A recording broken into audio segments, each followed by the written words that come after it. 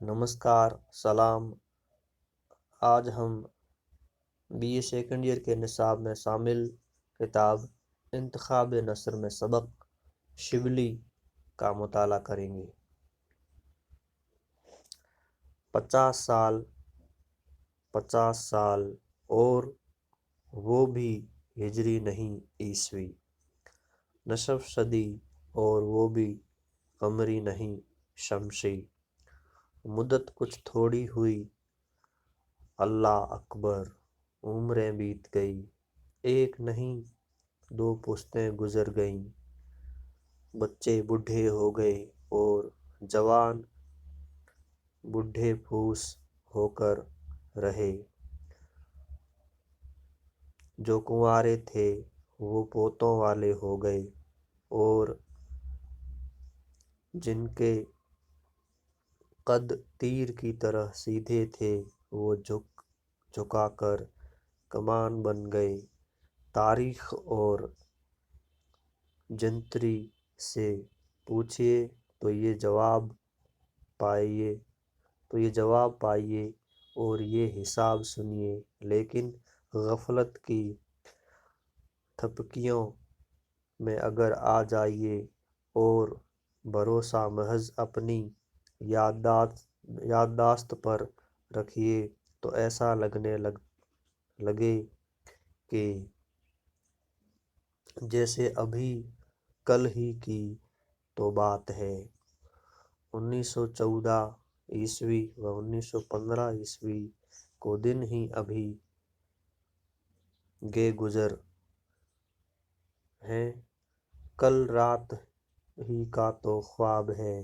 वो देखिए दारुल मुसल्लिफीन का खाका तैयार हो रहा है, दस्तूरुल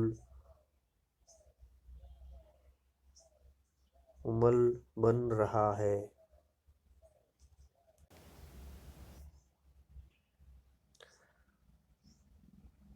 मजलिस इंतजामी के रुकन मुल्क भर से छांट छांट कर लिए जा रहे हैं।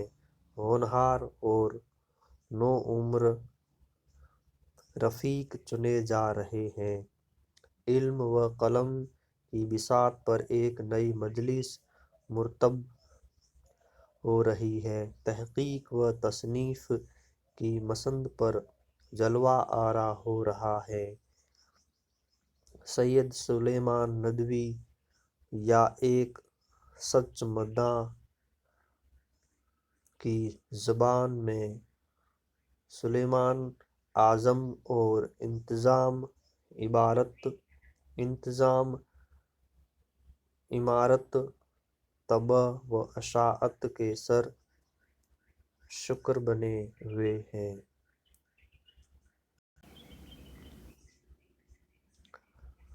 उन्हीं के रफ़ीक व हमदम मौलवी मसऊद अली नदवी या एक बेअदब की ज़बान में सालार मसऊद गाज़ी क्या फरमाते थे, क्या जोश था और कैसे बुलंद जज्बात थे, क्या क्या हौसले, क्या क्या वलूले और सबसे बढ़कर एक अज़म समीम काम की धुन, खिदमत की लगन और ये सारी आग लगाई हुई और रोशनी फैलाई हुई किसकी थी? एक बड़े मियाँ की, जो 70 और 80 क्या मायने अभी 60 बरस के भी न होने पाए थे कि बड़े मियाँ बन गए थे। अभी अपनी भरपूर जवानी ही में थे कि मुल्क भर में अपना सिक्का बिठा चुके थे और अल्लामा कहलाने लगे थे और इल्म व मारिफ की मिसाल हाथ में लिए हुए हजारों दिमाग रोशन कर चुके थे। तो ज़रा 20-25 मिनट का वक्त निकाल कर इसी मर्द खुदा की दास्तान हयात दास्तान हयात की कुछ सतरें पढ़ डालिए।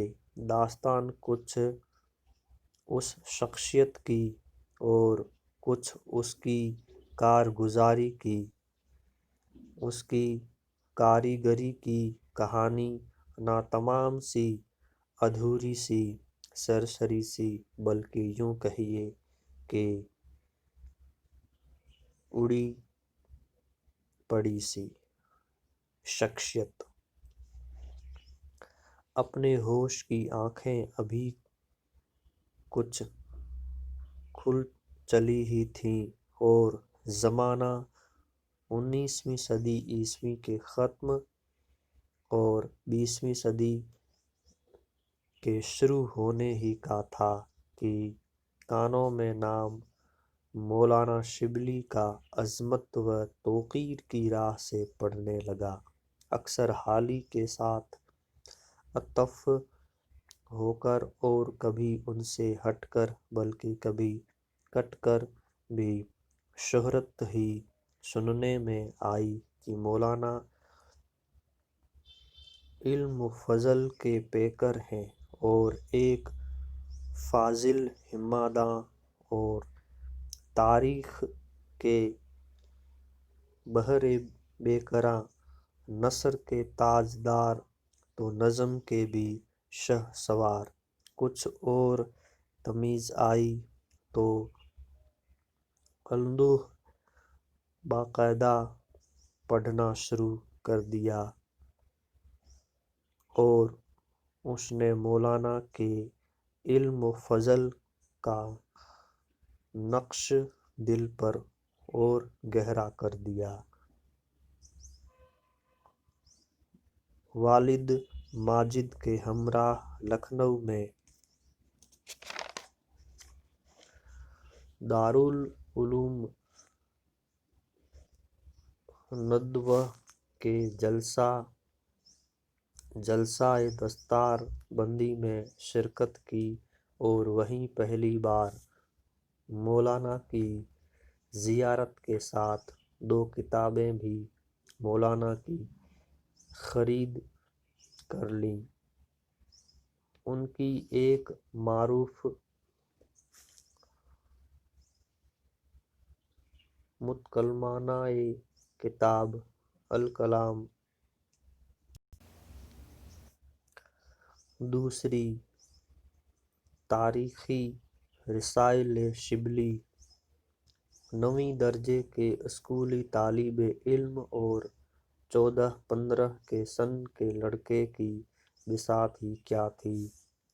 किताबें पढ़ीं और थोड़ी बहुत समझी तो आँखें खुल गईं और एक आलम ही दूसरा नज़र आने लगा। अल कलाम में इल्मी, कलामी, फ़लसफ़ियाना बहसें वजूद बारी व रिसालत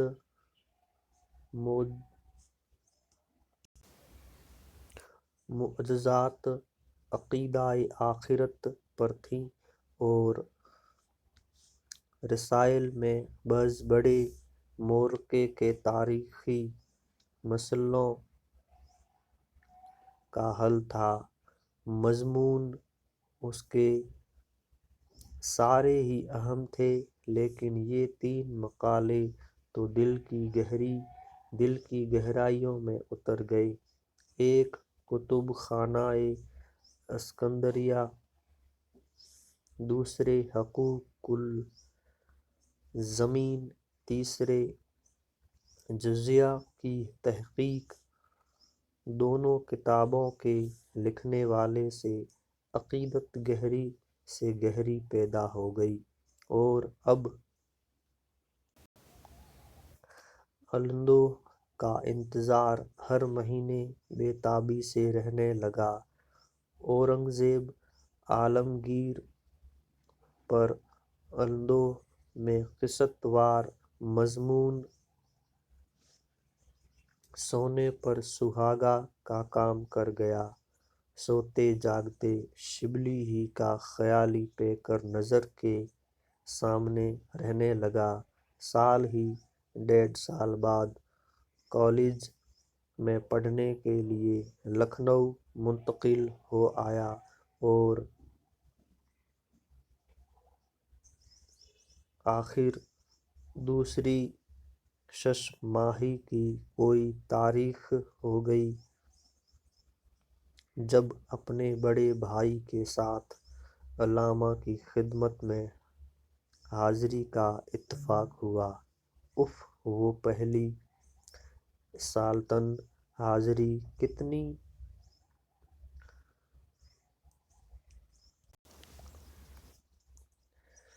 کتنی مؤدبانہ، کتنی عقیدت مندانہ اور کیسی پرستارانہ تھی۔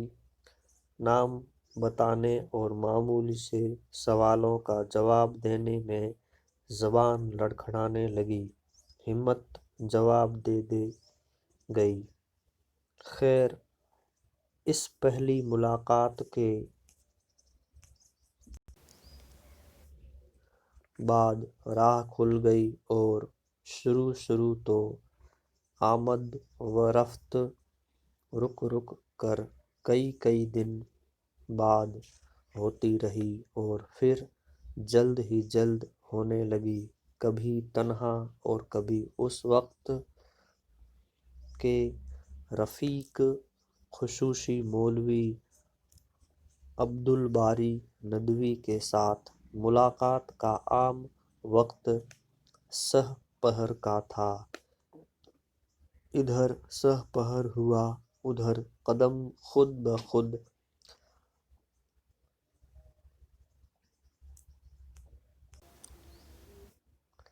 آستانِ شبلی کی طرف اٹھ گئے۔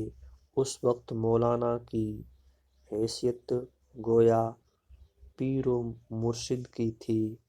سیاست ہو یا مذہب، شاعری ہو یا ادب، تاریخ ہو یا فلسفہ، علم و فن کے ہر شعبے، ہر شاخ میں انہی کو مرجعیت حاصل۔ وہ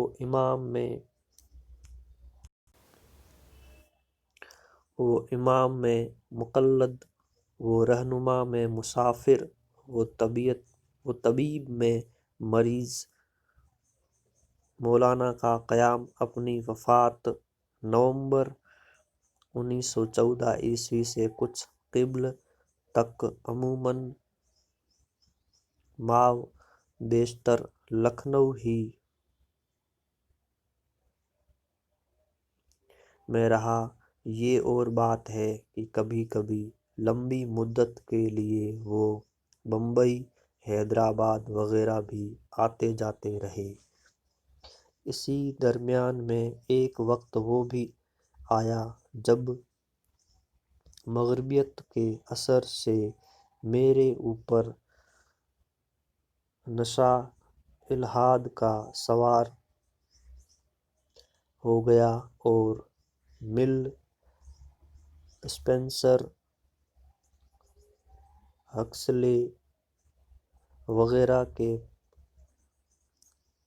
بھرے میں آ کر میں مذہب ہی سے فرنٹ ہو گیا۔ فخر بجائے اسلام کی حلقہ بگوشی کے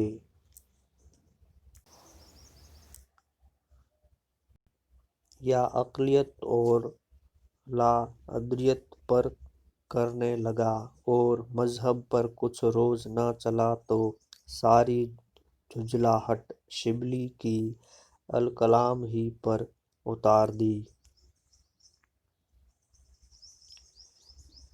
قلم چلانے کی الٹی سیدھی مشق مولانا ہی کے فیض سے ہو گئی تھی۔ پہلا ہاتھ انہی پر صاف کیا۔ کئی نمبر الکلام کی